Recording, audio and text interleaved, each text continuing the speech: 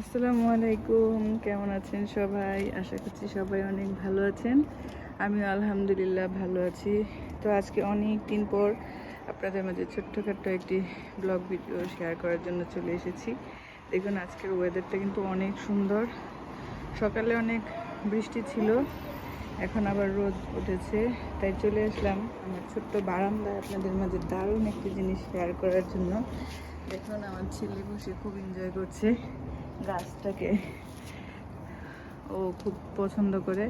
আর যেটা দারুণ বিষয় হচ্ছে এই যে দেখুন কত সুন্দর লাল শাক হয়েছে, মাশাল্লাহ।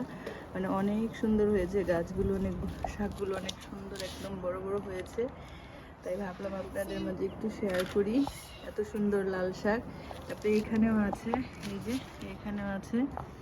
তো এই যে এই লাল শাকগুলো উঠিয়ে হচ্ছে এখানে অনেক মরিচের চারা হয়েছে। দেখুন এই মরিচের চারাগুলো এখান থেকে উঠিয়ে এখানে লাগাবো। আব্বু ধরে না, হ্যাঁ আব্বু নষ্ট হয়ে যাবে।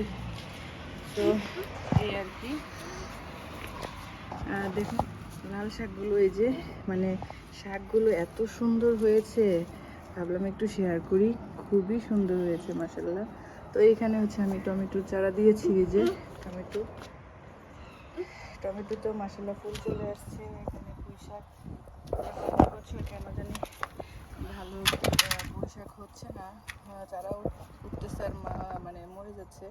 তো এই যে আমার গোলাপ গাছটা, এখানে গোলাপ ফুল ফুটে আছে, এখানে গাঁদা ফুল, তারপরে এখানে হচ্ছে সকাল সন্ধ্যা আমি আরও চারা এগুলো মানে এদিক দিয়ে মরিচের চারা লাগাবো। তো এই অবস্থায় আছে বর্তমানে বাগান। মানে লাল শাকগুলো খুবই সুন্দর, খুবই সুন্দর হয়েছে মাশাল্লাহ। তাই আপনাদের মাঝে শেয়ার করলাম আর কি। কেমন লেগেছে অবশ্যই কমেন্ট করে জানাবেন। আর আজকের জন্য এখানেই বিদায় নিচ্ছি। ধন্যবাদ সবাইকে।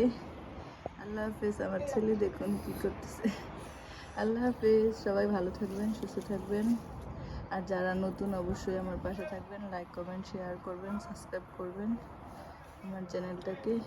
আল্লাহ হাফিজ।